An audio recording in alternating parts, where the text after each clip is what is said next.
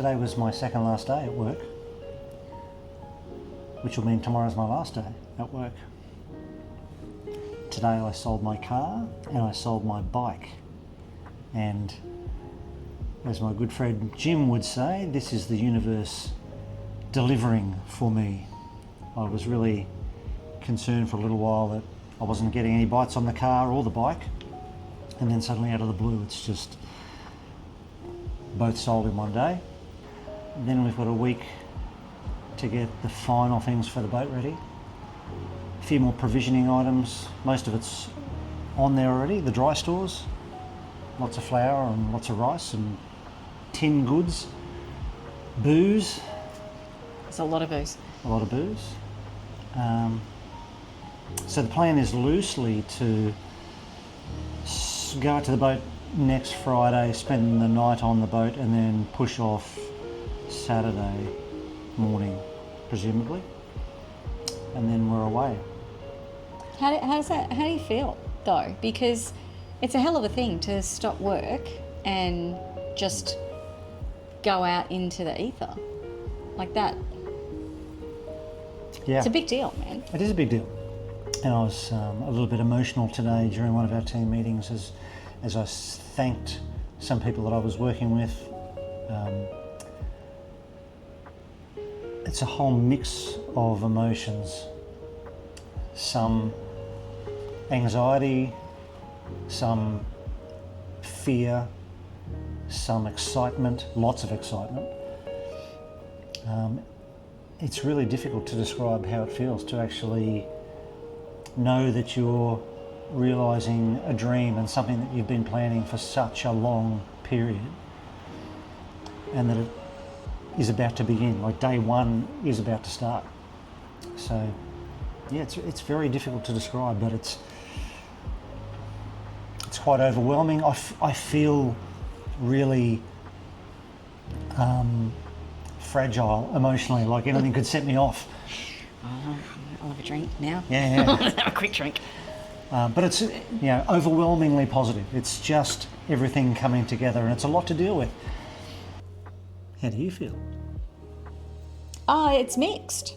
They're really mixed emotions. Like, I feel like it's a similar thing. I slowed down a little earlier than you did.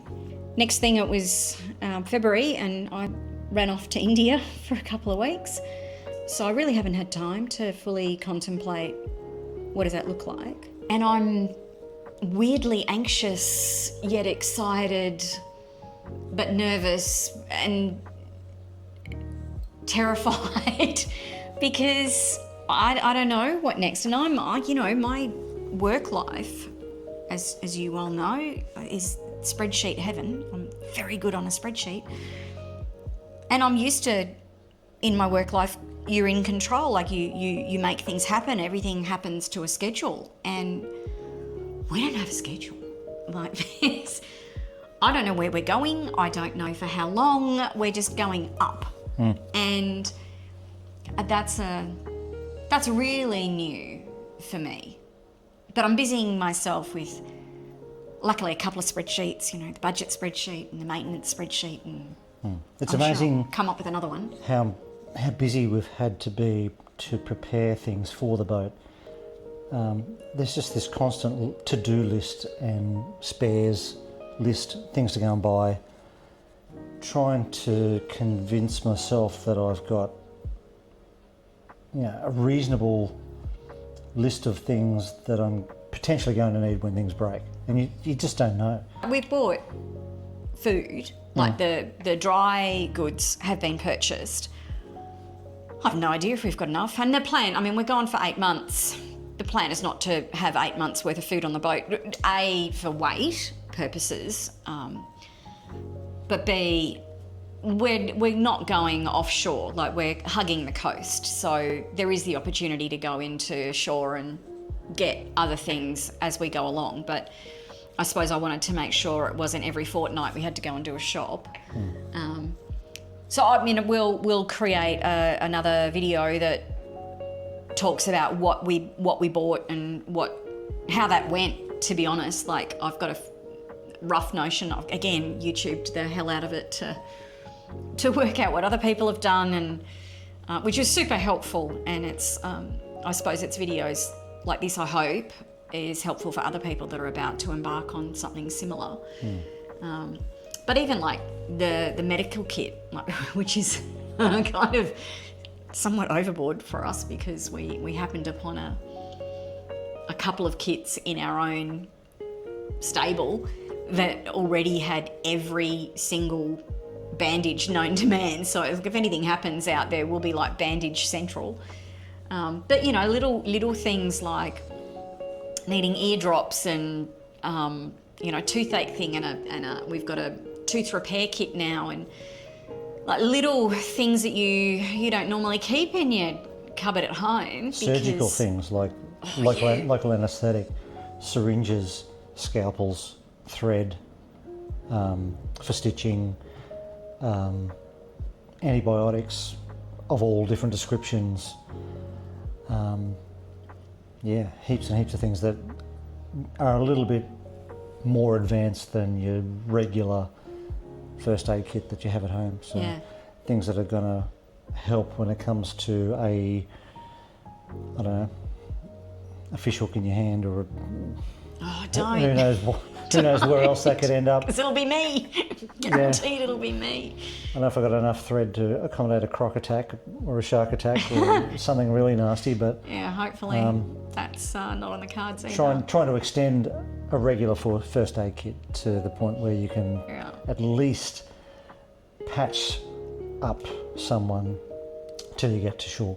Yeah, and I will do something separate on that and list it all out as well. But I suppose we're in this pointy end of preparing to go. There's only a week left.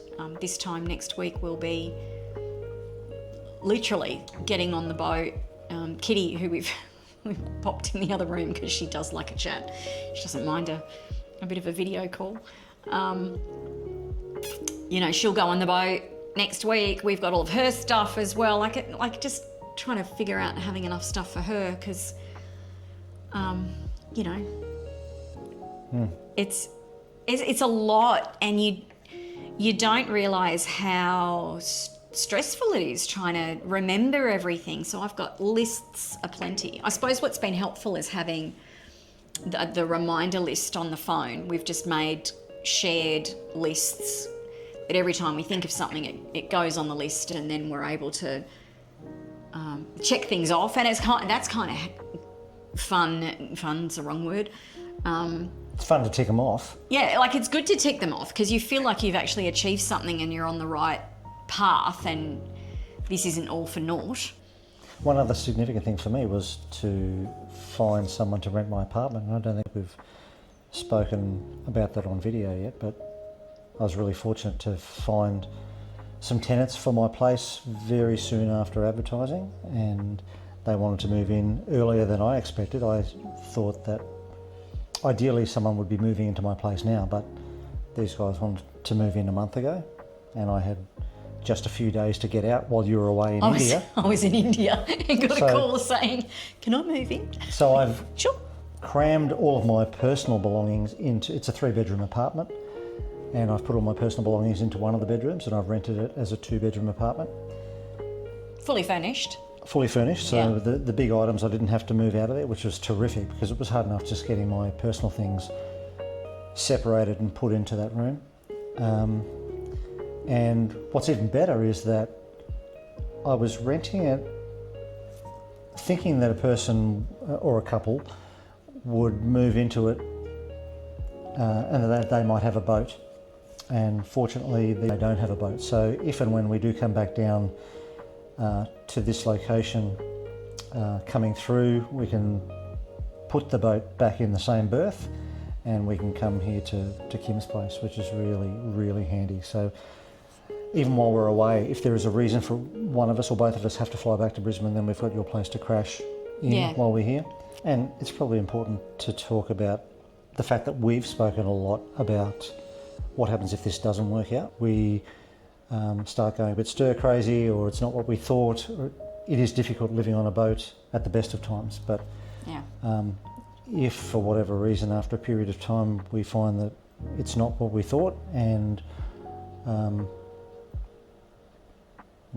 something happens to us, then it's important also to have a safety net, which is what this place is for you at the moment. And then we'll know much better after a period of time going forward what that's going to look like and how successful we are doing that. But yeah. So there's a, to get all nuts and bolts about it, there's a financial agreement that we created which makes it clear, because obviously that then becomes de facto, and that's a whole nother consideration when you're not married and you start full-on living together and there are assets that are of massive value. We thought it was really important to be clear about that.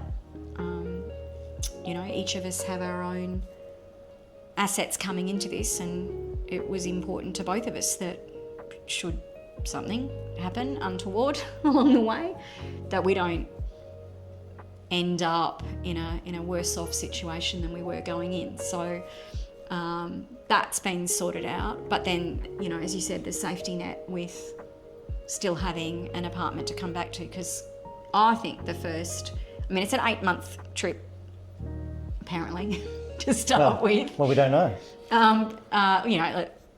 If it goes well, it'll be 8 months away. That should be plenty of time to figure out, is this for us? Is this going well? Either of us liking it? Yeah. And do we like each other at the end of it? You know? So loosely, the 8th month thing is just when we've got to be back south of Gladstone again, and if all goes well, we will then just sail south down through New South Wales, potentially Victoria, and even maybe across to Tasmania. Which is on your own. You and Jim, he's got a very good mate, Jim. Hello, Jimmy.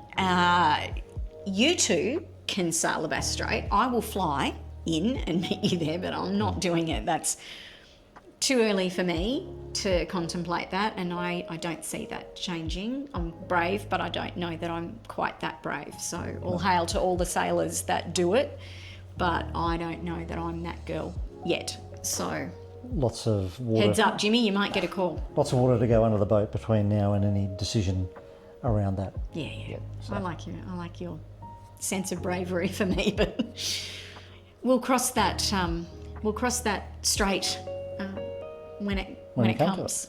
So yeah, it's been an interesting. But honestly, we've been talking about this for 3 years, 4 years, and all of a sudden, it's next week, and it feels like it's come out of nowhere, because you talk about something for long enough, you're planning and you're talking about it, and it's this thing out in the distance that you talk about. Well, we'll be doing this, but it's here and it's happening, and we've got a line in the sand, and there's a date that we're actually physically setting off. So it's kind of just got real. Absolutely, it did. Yeah. So I guess we'll see you on the other side. We'll finish packing and report back in once we get going and set sail. All right.